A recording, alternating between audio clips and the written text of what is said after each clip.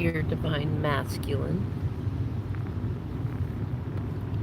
I am on the cold and lonely yellow brick road ahead of you. And I know as I follow advice given in many a story of our youth, to not look behind me too often. I can still feel your pull. I can still feel you saying it. Don't you get ahead of me and I won't leave you behind. I can feel you fearing that I'm leaving you. And of all the ironic things, I am, but I am not. I am on the path ahead, my love. I have not learned every lesson there is to learn. The work is never done. And no one person can know all things or do all things in one lifetime. Though I've learned a lot, especially from your Knight of Swords, Knight of Wands sort of ways. The growth that you've gone through too. It's challenged me, and now I am here in this place where I recognize all the things I did not want to listen to early on were a combination of things that were inevitable and needed to be done before anything further could, could move forward, especially when it comes to the story of us. And the rest was really just an acknowledgement that I knew in my soul that it was not the time to talk about those feelings yet. It was not the time to lay my heart bare before you, and that there were other times when it was appropriate and I wasn't listening to myself, that I wasn't doing those things. And now I'm in a place where I recognize that you are already with me at all times, and I am always with you. And really, at this point, the only reason to even be concerned in any way with 3D interaction with you is to receive more confirmations of your love for me in the 3D. You have a funny way of showing them sometimes, though. You've taught me a number of things, like how to read between the lines, how and when to trust my intuition over 3D things that you may be doing or saying, and how to recognize the real heart of people in any situation that I'm in. And most importantly, how to trust myself. And what I know is happening, what I've known would happen, is happening.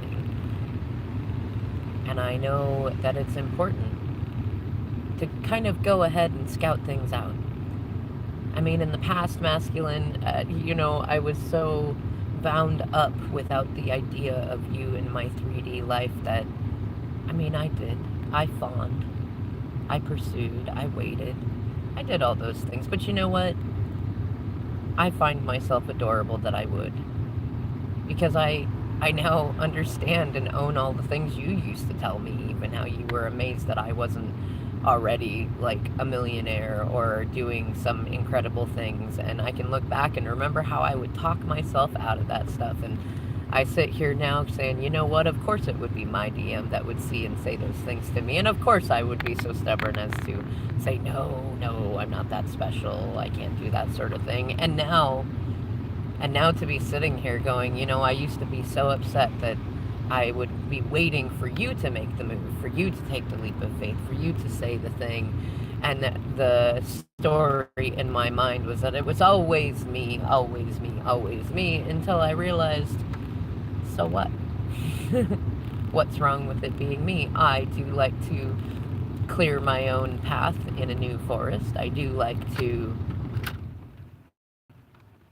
decide how much sound and music and lovely things are in my life. I do like business and working and strategy and just living life. I do like those things. I like those things for me on my own.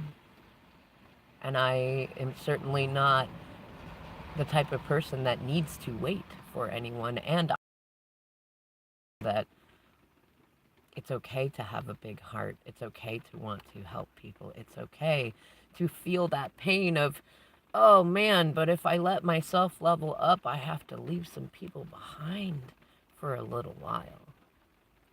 That's the lesson I learned. That's when I learning, if you really want to help the people around you, the people from your past and your present and your future, you have to be willing to help yourself first.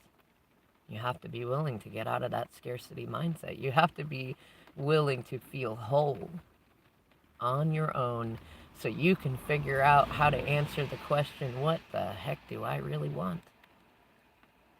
And then once you answer that, you have to be able to answer, why won't I let myself have what I want? Why do I put these shadows on top of it? Why do I do these things? I don't know, masculine, I can sit here in this space and look at all the things that I've gone through.